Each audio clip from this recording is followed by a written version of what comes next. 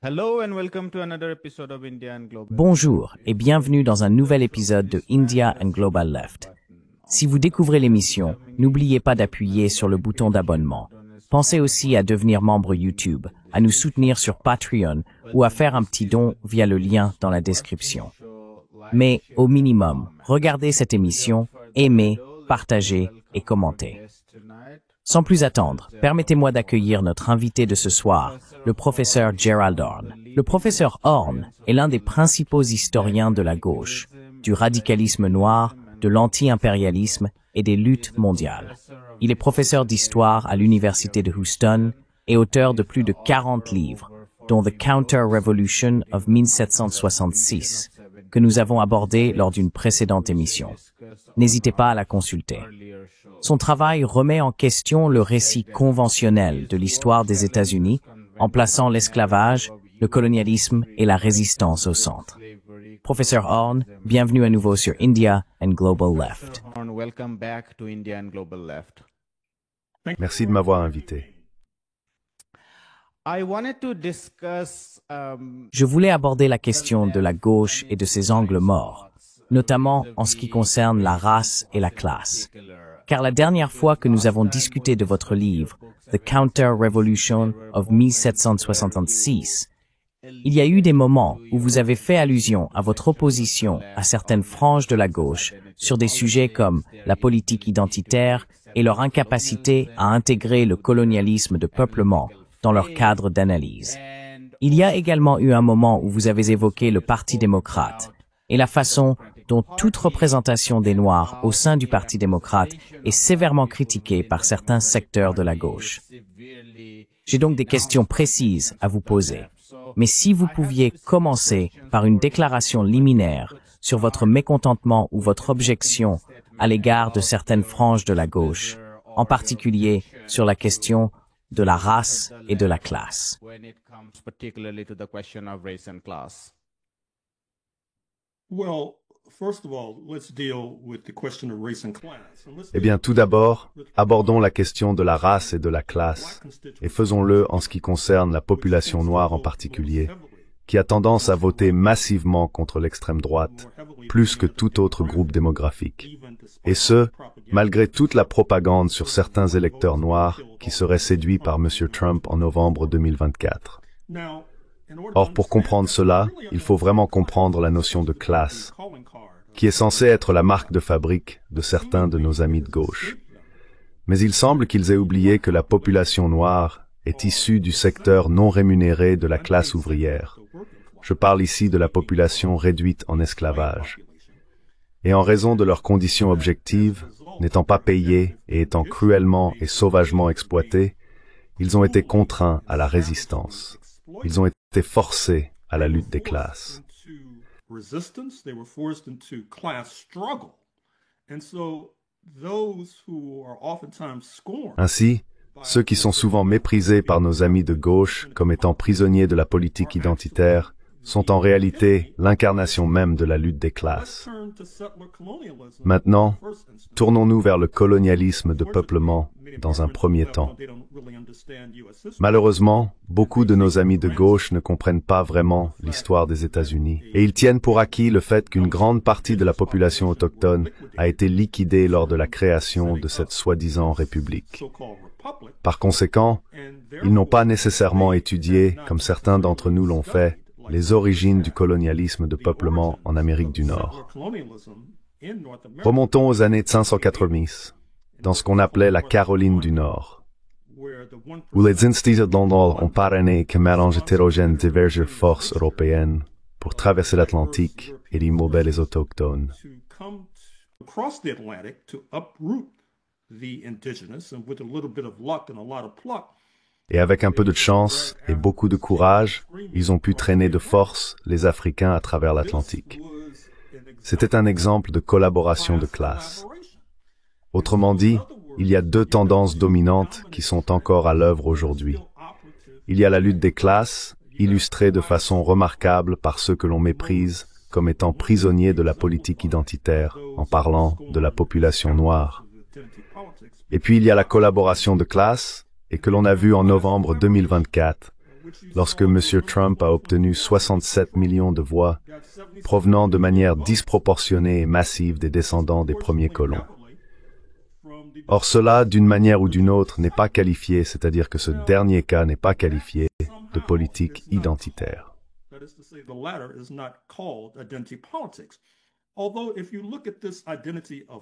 Bien que, si l'on examine cette identité de la blanchité, malheureusement, nous avons eu récemment de nombreuses études à ce sujet, non seulement de ma part, mais aussi de la part de beaucoup d'autres. Et nous voyons que ce concept de blanchité est une identité totalement fabriquée. C'est un moyen de forger une solidarité et une collaboration entre ceux qui étaient en guerre sur les rivages de l'Europe. Dans un premier temps, Anglais contre Irlandais, Anglais contre Écossais, Anglais contre Gallois, Britanniques contre Allemands, Allemands contre Polonais. J'en ai parlé à de nombreuses reprises. Mais lorsqu'ils traversent l'Atlantique, ils sont requalifiés en tant que blancs. Et c'est une identité de combat. C'est une identité de collaboration de classe. C'est un exemple type de la politique identitaire. Et si l'on avance jusqu'à aujourd'hui, 2025, on voit l'exemple le plus spectaculaire de politique identitaire se jouer en Palestine historique.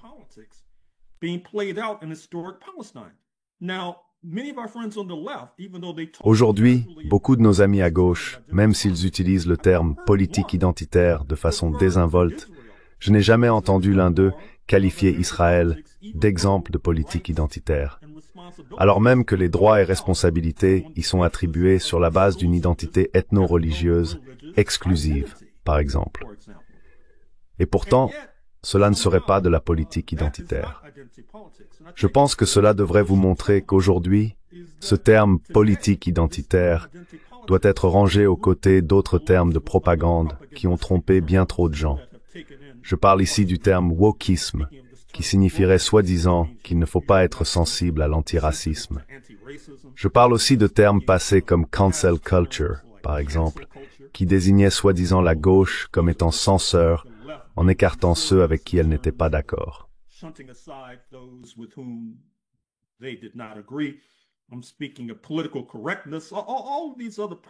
Je parle du politiquement correct, de toutes ces autres rubriques propagandistes qui ont séduit trop de personnes à gauche.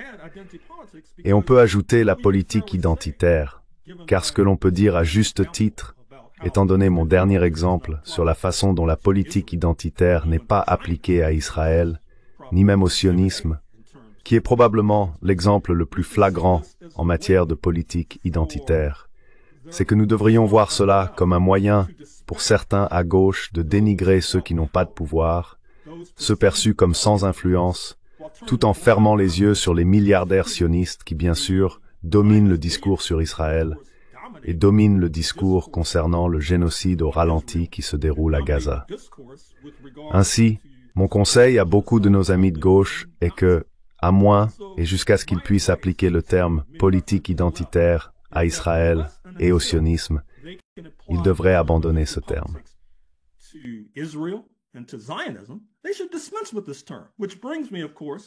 Ce qui m'amène bien sûr au sénateur Bernie Sanders. Il a été cité dans le New York Times au début du mois de novembre 2024, juste après l'élection, en train de blâmer la défaite des démocrates sur, vous l'aurez deviné, la politique identitaire. Le problème avec ce terme, c'est qu'il est tellement creux. Je veux dire, à quoi faisait-il référence? Parlait-il du fait que les Noirs ont voté contre M. Trump, en général, à 8 contre 2? De toute évidence, ce n'est pas ce qu'il avait en tête. Parlait-il des questions trans? Eh bien, si c'est le cas, il devrait le dire clairement. Et s'il fait référence au fait que certains de ses soi-disant coreligionnaires dans la communauté juive sont prisonniers du sionisme et de la politique identitaire, il devrait le dire aussi.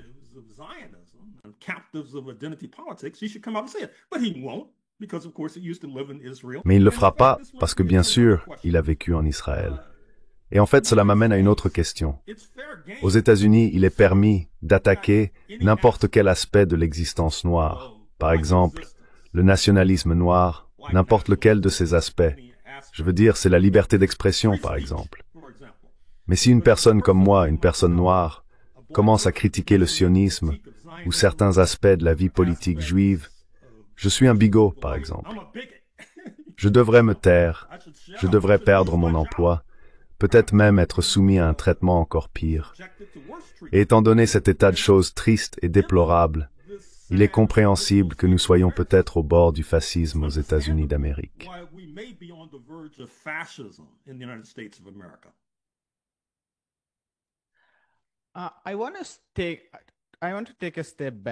Je voudrais prendre du recul et vous demander, puisque vous avez dit que la catégorie de la politique identitaire devrait être complètement abandonnée, sauf lorsqu'on peut l'utiliser commodément pour décrire le racisme blanc, le sionisme, etc., etc.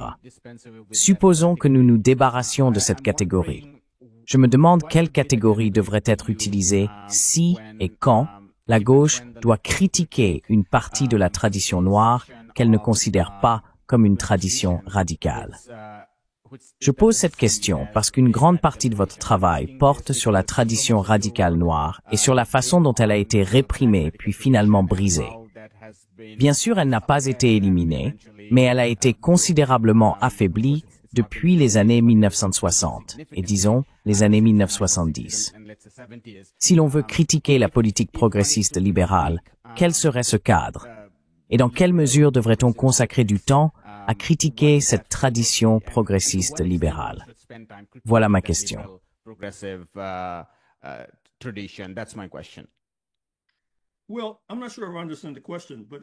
Eh bien, je ne suis pas sûr de comprendre la question. Mais si c'est le cas, je dirais qu'au cours des 70 à 75 dernières années, il y a eu un changement radical dans la vie politique américaine. Autrement dit, la gauche noire, incarnée par le regretté et grand Paul Robeson, a été jetée par-dessus bord.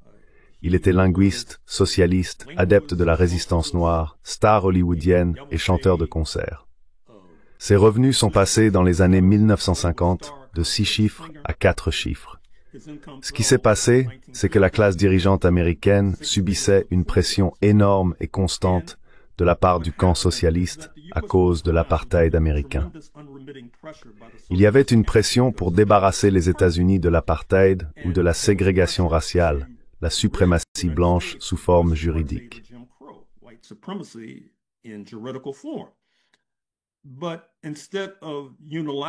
Mais au lieu de chercher unilatéralement à se débarrasser de ce fléau, un accord a été conclu selon lequel les internationalistes ont été sacrifiés. Et cela ne s'est pas produit uniquement en ce qui concerne le mouvement noir. Cela s'est produit en particulier pour le mouvement ouvrier. Certains de vos auditeurs connaissent peut-être Harry Bridges, le leader des dockers de la côte ouest, des travailleurs portuaires de Seattle à San Diego, en passant par le Pacifique jusqu'à Honolulu, qui a mené la grève générale de San Francisco en 1934. Il est né à Melbourne, en Australie. Il y a eu de nombreuses tentatives pour l'expulser.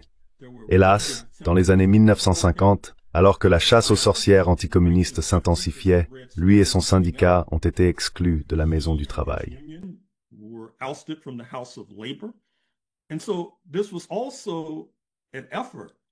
C'était donc aussi un effort des libéraux pour écraser ceux qui se trouvaient à leur gauche, non seulement en ce qui concerne le mouvement noir, mais surtout le mouvement ouvrier. Et à la suite de cette transition particulière, d'autres courants, jusque-là marginaux, ont émergé. J'ai écrit un livre sur la relation entre le Japon et l'Amérique noire, soulignant que de nombreux nationalistes noirs étaient très sympathisants du Japon d'avant 1945, par exemple.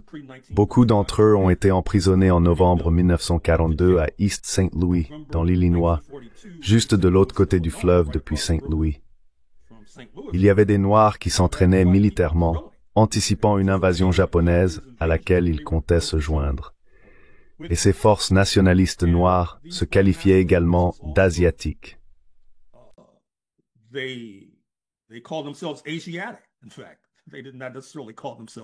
En fait, ils ne se considéraient pas nécessairement comme africains parce qu'ils s'identifiaient au Japon. Mais bien sûr, avec Hiroshima et Nagasaki, le bombardement atomique et l'emprisonnement de nombre de ces forces, ils ont été écrasés. Cependant, avec la marginalisation et l'isolement de personnes comme Robeson et de ses milliers, voire millions de camarades, ces forces ont connu une résurgence. Par exemple, Une résurgence qui a ensuite été dopée en 1956 par l'attaque pirate d'Israël, de la France et de la Grande-Bretagne contre l'Égypte de Nasser. Beaucoup de ces forces nationalistes noires s'identifiaient à Nasser, comme une grande partie de la communauté noire en général. Bien sûr, beaucoup à gauche s'identifiaient aussi à Nasser, mais ils étaient, bien entendu, en train de fuir pour sauver leur vie.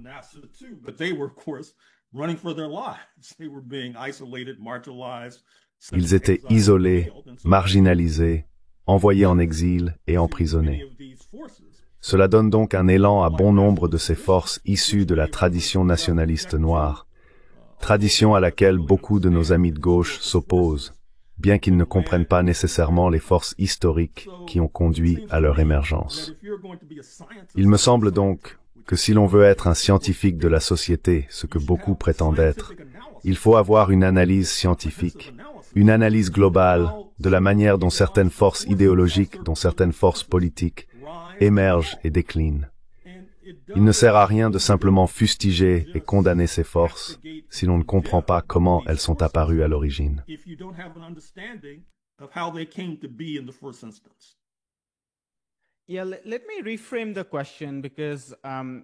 Oui, laissez-moi reformuler la question, parce que j'imagine que beaucoup de personnes à gauche qui utilisent fréquemment les termes politique identitaire ou politique woke, je ne pense pas personnellement que beaucoup d'entre elles seraient en désaccord avec la tradition de W. E.B. Du Bois ou Ben Davis, à propos duquel vous avez écrit un livre, Claudia Jones, William Patterson, Lorraine Hansberry, etc., ou même les Black Panthers.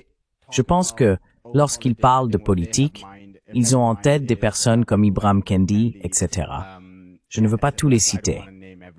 Et la politique dont ils parlent, c'est que dans cette tradition, il n'y a pas de politique de classe.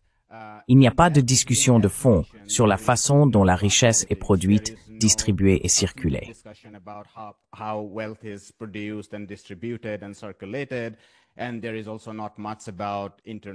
Et il n'y a pas non plus grand-chose sur l'internationalisme, l'anti-impérialisme, etc., qui collectivement décrivent en quelque sorte ce qu'est la tradition radicale. Seriez-vous d'accord avec ce type d'analyse, une critique d'une tradition qui parle de la façon dont les gens devraient se sentir? Je veux dire, laissez-moi donner un exemple très simple. Beaucoup de gens disent qu'aujourd'hui, dans les universités, il faut réfléchir à 2 fois, voire 3 fois, avant de critiquer une figure noire, parce qu'on pourrait être qualifié de raciste. Et c'est là qu'ils disent qu'il y a un anti-intellectualisme là-dedans. Je me demande ce que vous pensez de ce genre de reproche ou de cet argument.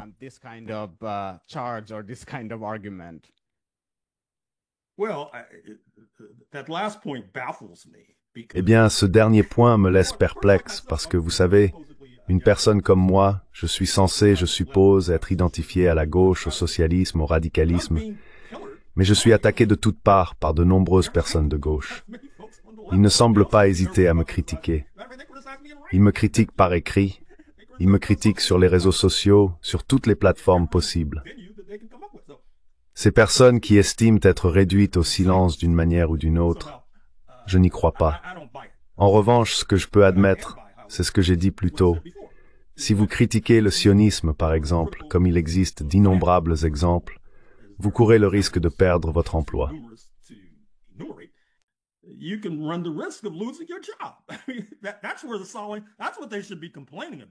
C'est de cela qu'ils devraient se plaindre, et c'est ridicule. Maintenant, en ce qui concerne certaines personnalités qu'ils estiment ne pas être suffisamment associées à la tradition de la redistribution des richesses et du socialisme, etc. Eh bien, bonjour. Nous sommes aux États-Unis d'Amérique, un pays qui a connu une chasse aux sorcières anticommunistes, qui a essentiellement envoyé en exil, emprisonné, voire assassiné dans certains cas, des personnes qui s'identifiaient à cette tradition. Je viens de publier en 2024 un livre qui traite de l'histoire des Black Panthers que vous avez mentionné. Beaucoup de leurs dirigeants ont été envoyés en exil, emprisonnés, assassinés, etc.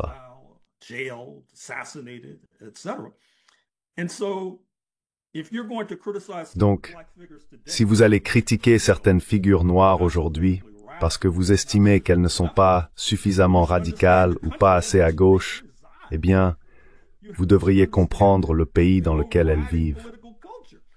Vous devriez comprendre la culture politique dominante. Je veux dire, est-ce trop demandé que de scruter la classe dirigeante, puisque nous savons que les idées dominantes d'une société sont celles de la classe dirigeante, puisque nous savons que ceux qui s'opposent à la classe dirigeante doivent souvent craindre pour leur vie, craindre pour leur existence même. Donc il m'est difficile de prendre ce genre d'argument au sérieux, franchement. It's hard for me to take these sorts of arguments seriously, quite frankly.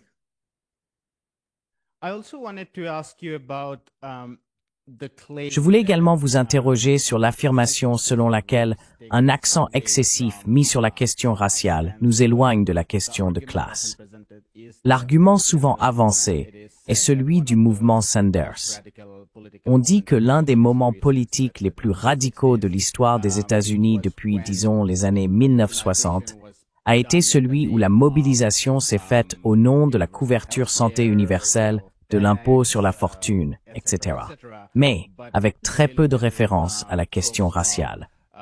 Même les réparations n'ont pas été discutées en profondeur et les questions raciales n'ont pas été abordées de manière centrale.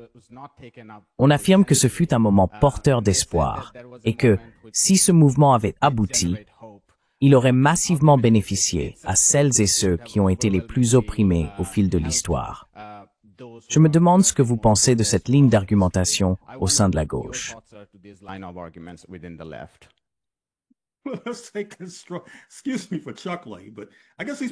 Excusez-moi de rire, mais j'imagine que ces gens-là ne lisent pas non plus les journaux.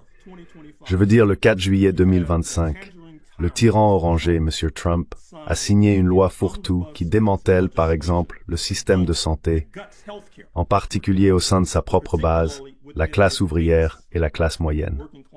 Alors, cette idée que des solutions universelles comme la santé nous rassemblent tous, comment expliquer alors le démantèlement du système de santé il y a seulement quelques semaines, par exemple?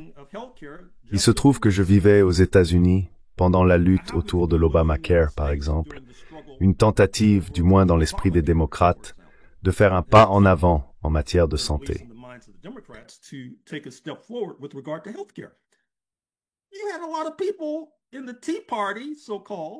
Il y avait beaucoup de gens dans le Tea Party, soi-disant, qui étaient les précurseurs de la base de Trump et qui s'y opposaient. C'est donc cela qu'il faut critiquer.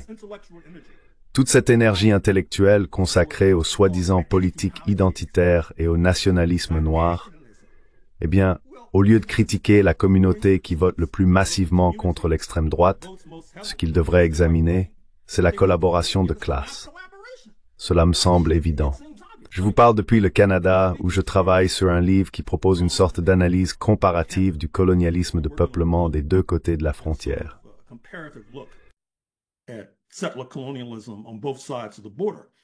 And what's striking about the US side of the border, ce qui est frappant du côté américain de la frontière au XIXe siècle, c'est que, tout comme en Cisjordanie récemment, il y avait des colons qui attaquaient l'armée parce qu'ils estimaient qu'elle n'était pas assez agressive dans l'expulsion des Palestiniens. Le modèle de ce mouvement a été établi au sud de la frontière, dans ce qui est aujourd'hui l'Oregon et l'État de Washington, où les colons européens affirmaient que l'armée américaine n'était pas assez agressive dans l'expulsion des Palouse, des Cayuse, des Walla Walla et des autres groupes autochtones. Ils ont donc pris l'initiative de s'organiser et de prendre les armes pour déraciner la population autochtone, par exemple. Et c'est à bien des égards ce que l'on appelle encore aujourd'hui la démocratie. In many ways, what's still called democracy. Whatever a majority of the settlers decide to do, quoi que décide la majorité des colons, vous le considérez soit comme de la démocratie, soit vous l'ignorez. Ainsi, si 67 millions de personnes votent pour M. Trump en novembre 2024, par exemple, vous n'y portez pas votre attention ou votre microscope, parce que quoi que décide la majorité des colons, c'est considéré comme légitime et acceptable. Par définition, c'est la démocratie. Même si cela implique par exemple un génocide. Et cela aide à expliquer ce qui se passe actuellement en Palestine historique, où, comme je l'ai dit, des colons prennent l'initiative de déraciner les Palestiniens de Cisjordanie. C'est donc ce genre d'analyse, si je puis me permettre d'être aussi présomptueux, c'est ce genre d'analyse dont nous avons besoin aujourd'hui. Et pourquoi cela n'arrive-t-il pas? Eh bien, je laisserai à d'autres le soin d'en tirer une conclusion.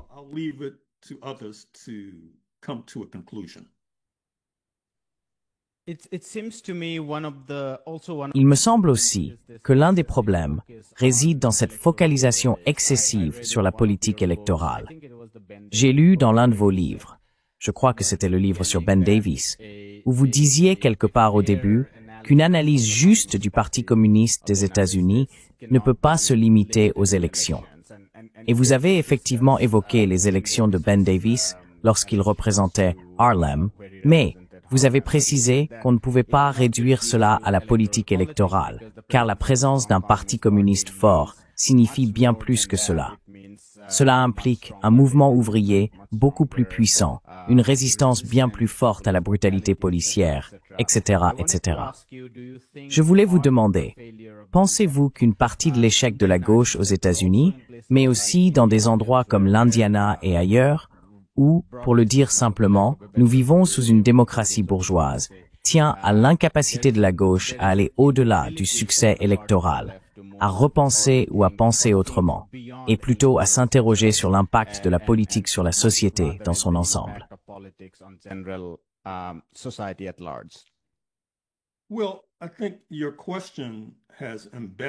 Eh bien, je pense que votre question contient déjà la réponse, à savoir que l'écrasement de la gauche pendant la période de la peur rouge, non seulement du Parti communiste, mais aussi de ceux qui gravitaient autour, notamment les organisations de masse qui tentaient de construire des alliances à travers les classes sociales, les races et les origines ethniques, par exemple, a créé des conditions favorables à la montée de la droite.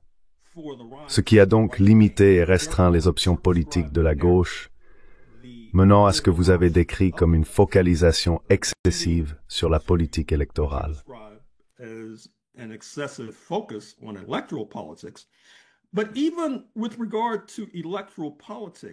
Mais même en ce qui concerne la politique électorale, je pense qu'il y a une marge d'amélioration. Par exemple, comme vous le savez probablement, lors de la primaire démocrate pour la mairie de New York, Zoran Kwame Mamdani, membre à part entière des Democratic Socialists of America, l'a emporté, ce qui a suscité pas mal d'hystérie, notamment à Wall Street, notamment parmi le 1%. Mais même chez nos amis de gauche, je ne pense pas qu'ils aient nécessairement mené une véritable analyse. Ce qu'ils considèrent comme une analyse, c'est par exemple de faire une critique de Mamdani lui-même.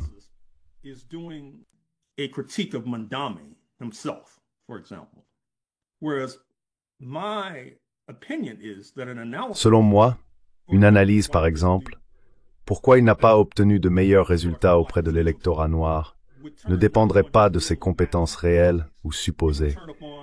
Elle tiendrait au fait que de nombreux leaders noirs du Parti démocrate ne l'ont pas soutenu, que la participation électorale n'a pas été significative, et que beaucoup, au sein de la communauté noire, associent le socialisme à la répression, car c'est l'exemple historique. Reportez-vous à ce que nous venons de dire à propos de Ben Davis, Paul Robeson et Claudia Jones, par exemple.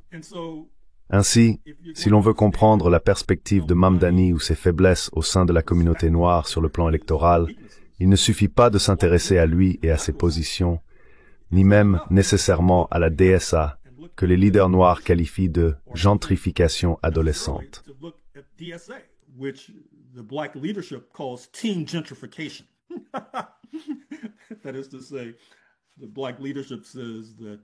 C'est-à-dire que les dirigeants noirs affirment que, dans des quartiers comme Brooklyn, les membres du DSA ont des revenus plus élevés et peuvent payer des loyers plus chers, ce qui pousse dehors les locataires noirs.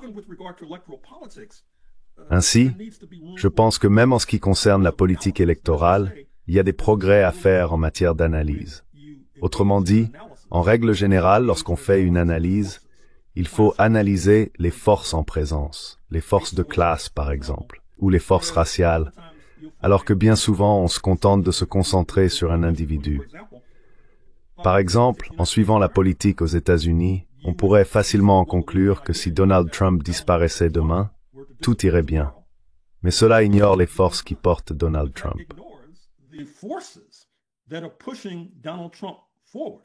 That ignores what I just said about settler. Cela ignore ce que je viens de dire à propos du colonialisme de peuplement et de la collaboration de classe, par exemple.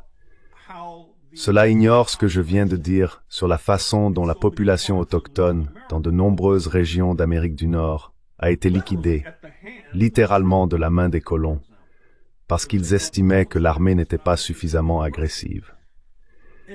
Et cela me ramène à un autre point sur lequel j'aimerais m'étendre.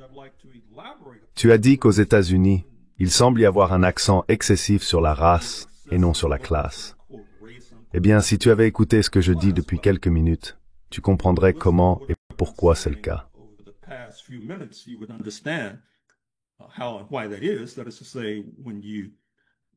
Autrement dit, lorsque vous rendez le socialisme radioactif, lorsque vous rendez radioactif le simple fait de mener une analyse de classe, eh bien, il est évident qu'on va se rabattre sur d'autres catégories.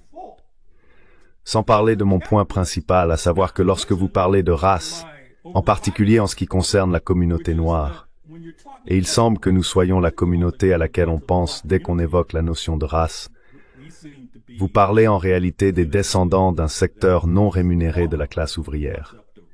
Donc il s'agit fondamentalement d'une question de classe, ce qui saute aux yeux si l'on connaît un tant soit peu l'histoire des États-Unis. Mais bien sûr, je crains de devoir dire que certains de nos amis à gauche ne connaissent pas vraiment grand-chose à l'histoire.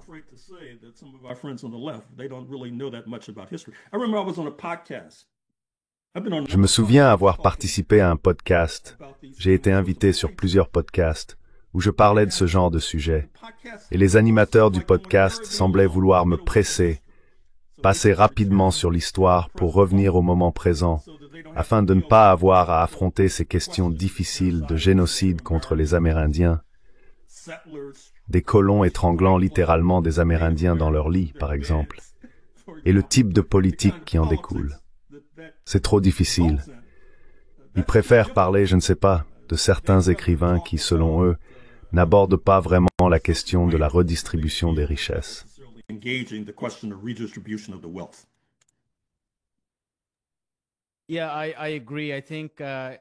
Oui, je suis d'accord. Je pense que l'incapacité à lire l'histoire nous amène particulièrement à nous concentrer sur des questions qui ne sont pas aussi importantes.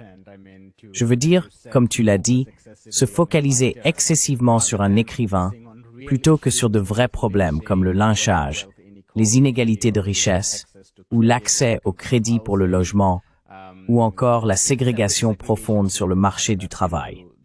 Je suis allé aux États-Unis. Dès que tu entres dans un hôpital, tu vois à quel point le personnel de santé est ségrégué. Si les médecins sont exclusivement blancs et que le personnel infirmier et de soutien est exclusivement noir, tu entres dans une épicerie. Tu vois cette ségrégation. Je suis allé à Chicago et il y a des quartiers comme Englewood qui sont presque exclusivement noirs et latinos. Et toute la vie là-bas est tellement différente.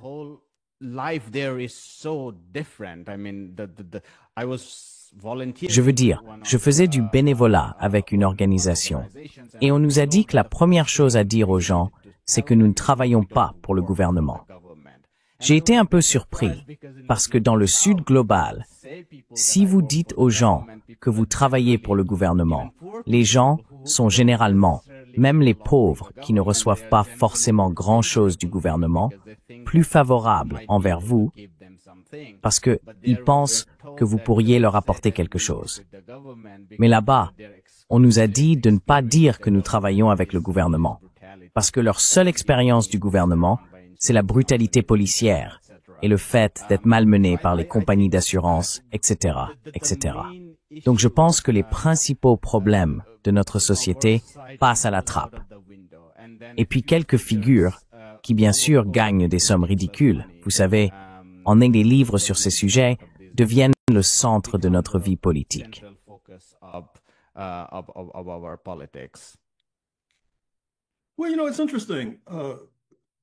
Eh bien, vous savez, c'est intéressant. Il n'y a pas eu suffisamment d'examen dans ce pays sur les raisons de cette idéologie antigouvernementale, qui à bien des égards provient de la classe dirigeante.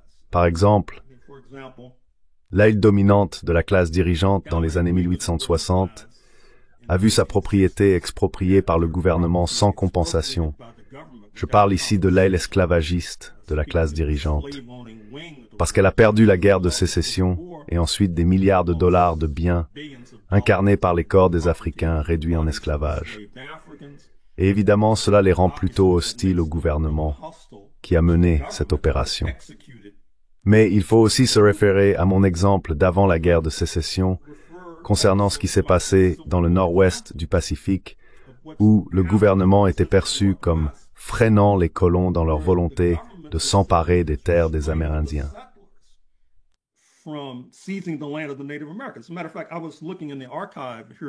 En fait, l'autre jour, je consultais les archives ici en Colombie-Britannique et je suis tombé sur un document provenant de soi-disant pionniers de l'Oregon.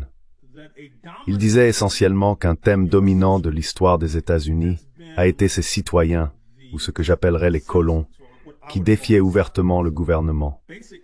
Cela remonte à 1763, avec la ligne de proclamation, lorsque la puissance coloniale de Londres a dit aux colons « N'allez pas plus à l'ouest, n'envahissez pas les terres des Amérindiens », car Londres aurait dû dépenser du sang et de l'argent pour soutenir cet effort.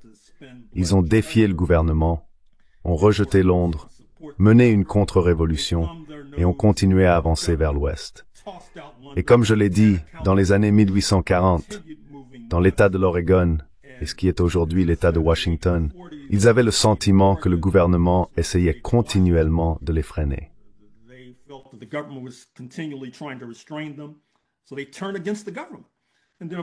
Ils se sont donc retournés contre le gouvernement.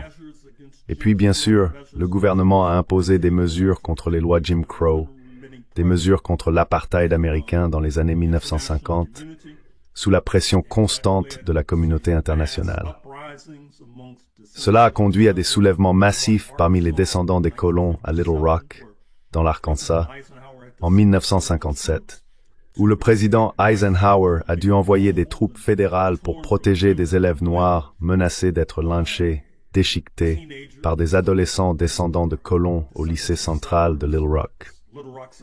Un processus similaire s'est produit à l'université du Mississippi, à Oxford, en 1962, où il y a eu des morts lors de la tentative de déségrégation de cette institution. À Boston, dans les années 1970, lors de la soi-disant crise des bus scolaires, une fois de plus, la communauté des colons y eut un compromis et héroïs.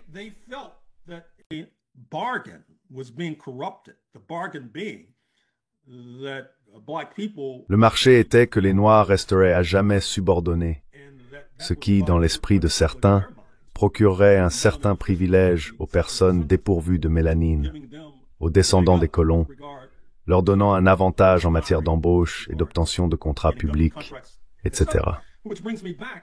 Ce qui me ramène à la question d'aujourd'hui et au parallèle assez troublant entre certains discours de la droite et certains de la gauche. Par exemple, à droite, il y a une attaque en règle contre la diversité, l'équité et l'inclusion. On est censé être inquiet si l'on monte dans un avion avec un pilote noir, car ce pilote noir n'aurait soi-disant pas été formé correctement et ne saurait pas faire atterrir l'avion, ce qui entraînerait un crash pour tout le monde.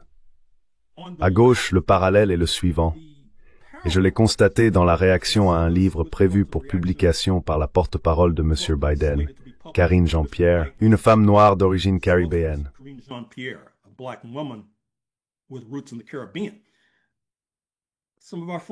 Certains de nos amis à gauche la décrivaient comme elle est aussi, si je ne me trompe pas, queer, ce qui les rend encore plus furieux.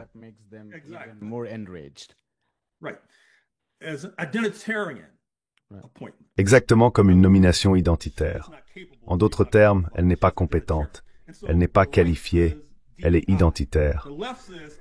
Ainsi, la droite parle de DEI, la gauche parle d'identitaire. Mais au fond, cela revient au même.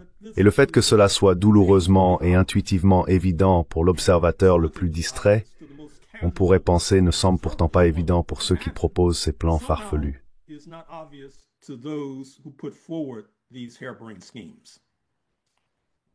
I want to end by asking, Je voudrais terminer en vous posant une dernière question.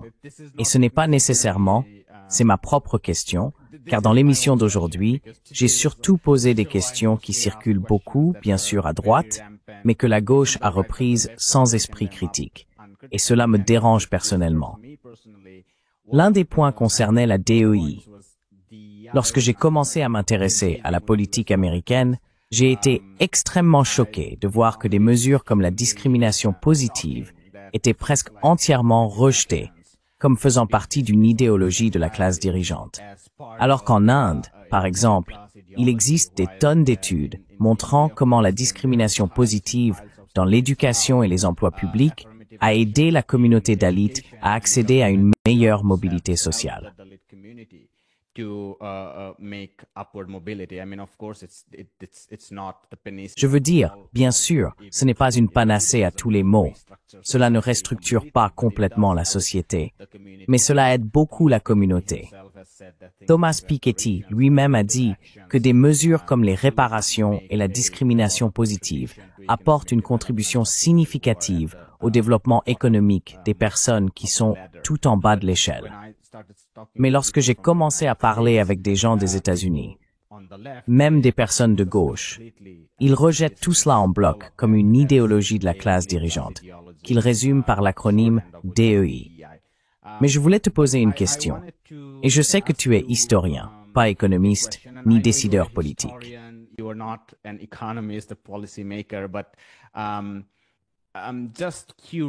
Mais je suis simplement curieux. Si vous deviez nous parler, disons, de la campagne de Sanders ou de Mamdani, qu'est-ce qui, selon vous, devrait également être inclus pour la rendre plus complète?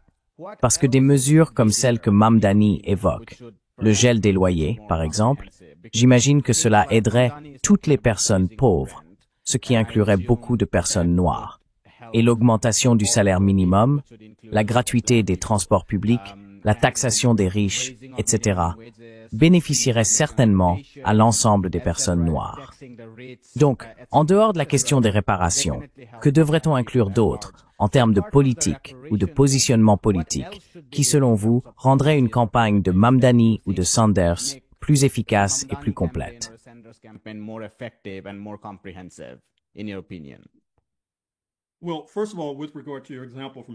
Eh bien, tout d'abord, en ce qui concerne votre exemple de l'Inde, je mentionnerai également la Malaisie, par exemple, où la discrimination positive a été appliquée de manière systématique.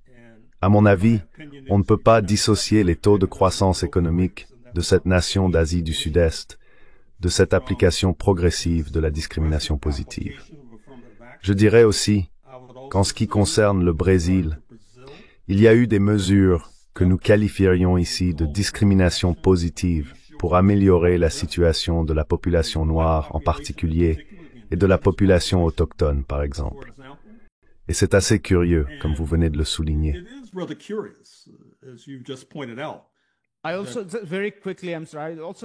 Je voulais aussi, très rapidement, je suis désolé, ajouter la raison pour laquelle la population musulmane en Inde, bien qu'elle ait commencé au-dessus de la population Dalit, est en 75 à 80 ans tombée en dessous, à bien des égards, des Dalits. D'une part, les musulmans sont traités comme des citoyens de seconde zone en Inde. D'autre part, ils ne bénéficient d'aucune politique d'action positive, ni dans l'éducation, ni dans les emplois publics. Des rapports récents qui se sont penchés sur la situation des musulmans en Inde ont montré qu'ils ont en réalité régressé, en raison de l'absence totale d'action positive d'un côté et d'une complète dépolitisation au sein du corps politique plus large de l'autre. Tandis que les Dalits n'ont pas atteint le niveau auquel ils devraient être, ni les Adivasis, la population autochtone d'Asie du Sud, mais ils ont tout de même fait des progrès. Je voulais donc aussi s'y présenter cet aspect.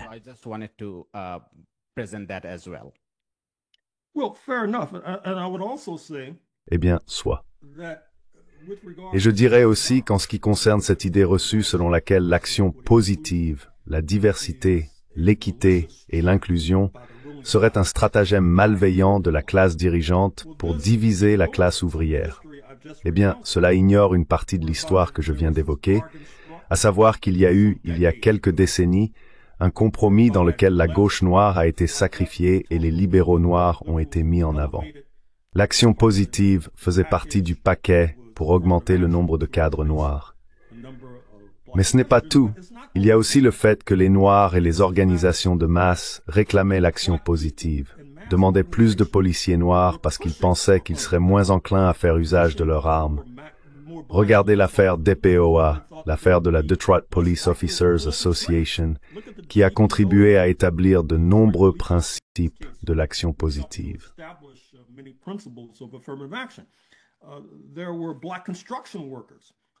Il y avait des ouvriers noirs du bâtiment qui cherchaient à extirper ce système de cooptation professionnelle où les descendants des colons transmettaient les métiers qualifiés à leurs enfants, qu'il s'agisse de charpentiers, d'électriciens, etc. Les Noirs cherchaient à accéder à ces métiers qualifiés du bâtiment. Ce n'était pas simplement, en d'autres termes, nous formulons des revendications et nous forçons, par divers moyens, la classe dirigeante à capituler. Et puis la gauche arrive, ignore notre lutte et dit que nous sommes en gros des pions de la classe dirigeante. C'est une mauvaise lecture de l'histoire, une mauvaise politique, un raisonnement médiocre.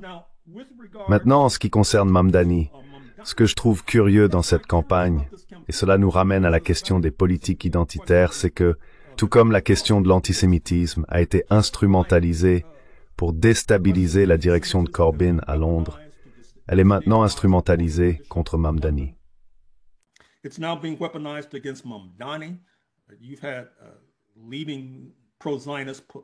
Vous avez eu des hommes politiques pro-sionistes de premier plan, comme le gouverneur Shapiro de Pennsylvanie, ainsi que l'ancien ambassadeur des États-Unis au Japon et ancien maire de Chicago, Rahm Emanuel, qui ont critiqué Mamdani en raison de sa sympathie pour les Palestiniens, parce qu'il refuse de rejeter l'expression « mondialiser l'intifada », par exemple.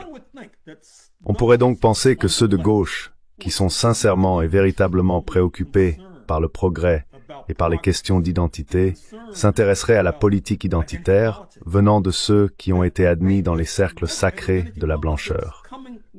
Par exemple, ceux de la communauté pro-sioniste, ceux qui sont étroitement liés à l'être pro-sioniste.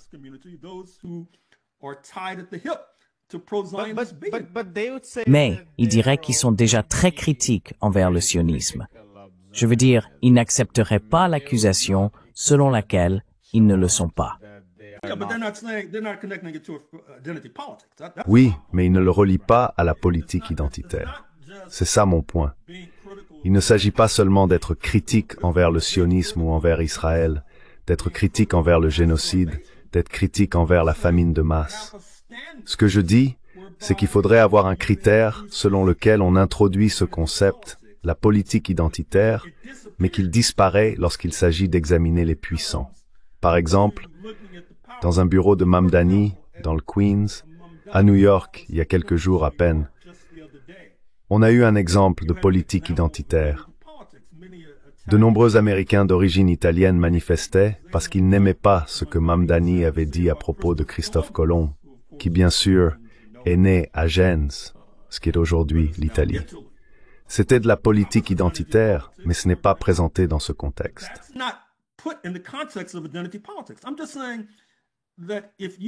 Je dis simplement que si vous avez ce trope qui est utilisé de manière disproportionnée contre les personnes sans pouvoir et rarement contre ceux qui sont admis dans les cercles sacrés de la blancheur, vous devriez vous remettre en question. Vous devriez faire preuve d'autocritique. Maintenant, en ce qui concerne ce que Mamdani peut faire de plus, comme on le sait, une grande partie de la politique et de l'économie politique de New York est contrôlée depuis Albany, contrôlée par le gouverneur, qui à ma connaissance ne l'a même pas encore soutenue, alors qu'elle appartient au même parti politique, le Parti démocrate. De toute évidence, ce dont nous avons besoin aux États-Unis, c'est d'un essor du mouvement ouvrier, qui ne peut venir que partiellement de la ville de New York. Cela doit en premier lieu venir d'Albany et de Washington, par exemple, ce qui suppose que cela dépasse peut-être les capacités immédiates d'un maire Mamdani.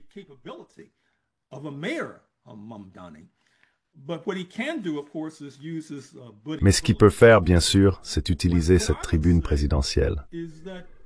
Ce que je dirais, c'est que nous devons revenir à nos origines. Et nous avons commencé en parlant de la peur rouge et de la marginalisation des internationalistes parmi nous. Nous avons besoin d'une résurgence de l'internationalisme à gauche.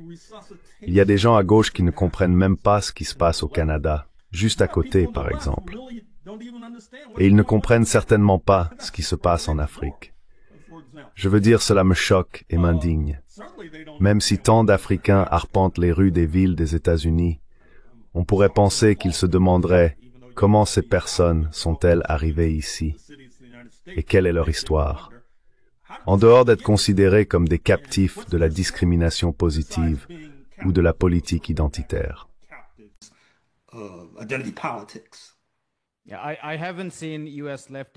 Je n'ai pas vu la gauche américaine s'intéresser à ce qui se passe au Sahel, par exemple au Mali et au Burkina Faso.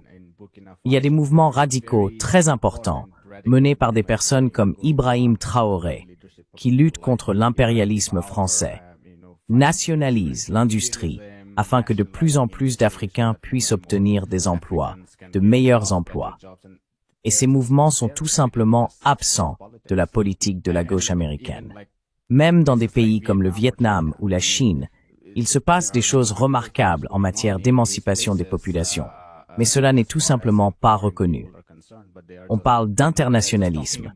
Étant donné que tant de votre travail consiste à rassembler ces courants d'anti-impérialisme, d'internationalisme et d'anticapitalisme, ainsi que la tradition radicale noire, c'est ainsi que je perçois votre travail, définir le radicalisme. Et je pense, juste pour compléter votre propos, désolé. Just to add to your point, sorry. Eh bien non, tout va bien. Permettez-moi de revenir sur un autre point que vous avez soulevé, à savoir que, bien souvent, ce qui est négligé même au sein de la communauté noire, et il y a un débat en cours dans la communauté noire qui en témoigne, c'est que des personnes comme moi, à juste titre, utilisent fréquemment le terme racisme. Mais, comme je l'ai dit dans mon livre sur 1776, aux États-Unis, il existe une persécution concentrée, unique et particulière des descendants d'Africains réduits en esclavage dans la région allant de la Virginie au Texas. En d'autres termes, il s'agit d'une forme de discrimination fondée sur l'origine nationale que nous appelons racisme. Et c'est bien du racisme, mais c'est aussi une discrimination liée à l'origine nationale, ce que ce penseur conservateur noir, Thomas Sowell, S-O-W-A-L, a d'ailleurs fait le cœur de sa carrière. Wanneer de meest voyage in Prien. Quoi? Il a gagné un Nobel? Je sais qu'il a été nommé. Je le pense aussi. Je vais vérifier si je me trompe, mais je crois qu'il a gagné. Alors chaque année ou presque, il écrit un livre en disant « Regardez ces immigrés nigérians, voyez comme ils ont réussi. Alors comment pouvez-vous dire qu'il y a du racisme? Le problème, ce sont ces Afro-Américains. Ils sont tout simplement incompétents, ils n'arrivent pas à s'en sortir, etc. » Oui, il n'a pas de prix Nobel. Je voulais juste me corriger. Oui, oui. Il écrit le même livre tous les ans, ou presque, mais il ignore l'argument que je viens de présenter, à savoir que ce que nous appelons racisme est en réalité une discrimination fondée sur l'origine nationale. Parce que vous savez, mes ancêtres, et ceux de personnes comme moi, mes ancêtres viennent du sud esclavagiste, du Mississippi par exemple, le cœur des ténèbres en ce qui concerne les États-Unis. C'est nous qui avons affronté l'extrême droite, pied à pied, encaissant des coups et en rendant quelques-uns. Donc il est compréhensible que des personnes comme moi, descendants des Africains réduits en esclavage dans le Sud, reçoivent les coups les plus durs.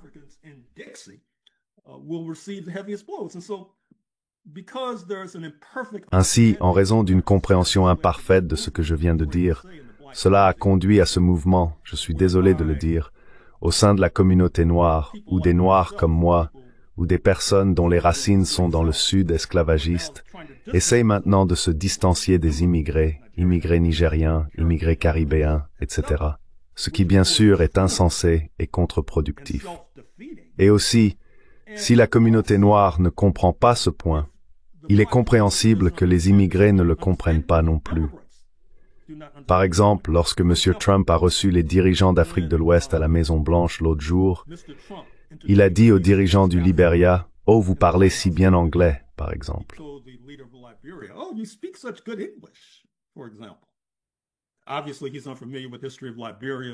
De toute évidence, il ne connaît pas l'histoire du Libéria, créé par les États-Unis il y a 200 ans pour y déporter la population noire libre, ainsi que la population africaine réduite en esclavage qui a été libérée dans une certaine mesure. Et le président du Libéria a été trop poli pour rappeler cette histoire. Mais dans le Toronto Globe and Mail, il y avait ce type issu d'une population immigrée qui faisait remarquer « Où est l'insulte ?» Je veux dire, pourquoi quelqu'un devrait-il être insulté que M. Trump fasse remarquer que cet homme parle bien anglais? Et manifestement, il ignore l'histoire. Il ignore par exemple l'histoire même de M. Trump. Ce qui m'amène à un autre point, à savoir que d'un côté, je critiquais le fait que même la communauté noire ne comprend pas sa propre situation.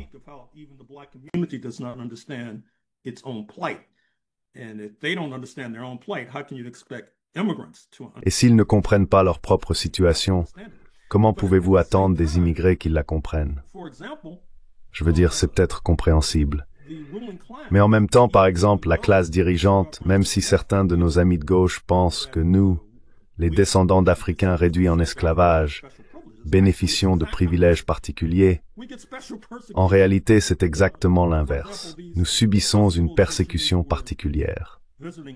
Par exemple, dans ces hôpitaux que vous visitiez à Chicago, si vous voyez des médecins noirs, bien souvent, il ne serait pas surprenant que ce soit un médecin nigérian ou même un médecin sud-asiatique, par exemple.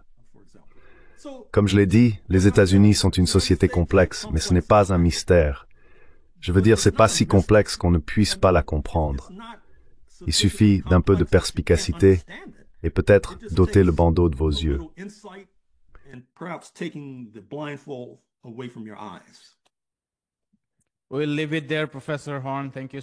Nous allons nous arrêter là, professeur Horn. Merci beaucoup pour cela. Et la prochaine fois, nous aborderons l'un de vos livres pour avoir une discussion plus approfondie. Mais je pense que pour une plateforme de gauche, cela a été utile, même si cela a dû vous irriter par moments.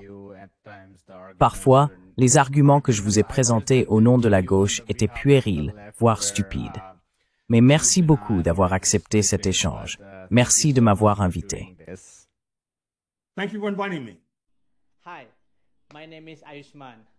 Bonjour, je m'appelle Ayushman.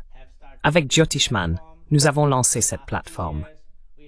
Depuis 2 ans, nous essayons de créer du contenu pour les forces de gauche et progressistes. Jusqu'à présent, nous avons interviewé des économistes, des historiens, des commentateurs politiques et des militants. Si vous avez apprécié notre contenu jusqu'à présent et souhaitez que nous construisions une archive pour la gauche, j'ai 2 demandes à vous faire. Merci d'envisager de faire un don à cette cause. Le lien se trouve dans la description ci-dessous. Si vous ne pouvez pas le faire, ne soyez pas triste. Vous pouvez toujours aimer nos vidéos et les partager avec vos camarades. Enfin, n'oubliez pas d'appuyer sur le bouton d'abonnement. Finally, don't forget to hit the subscribe button.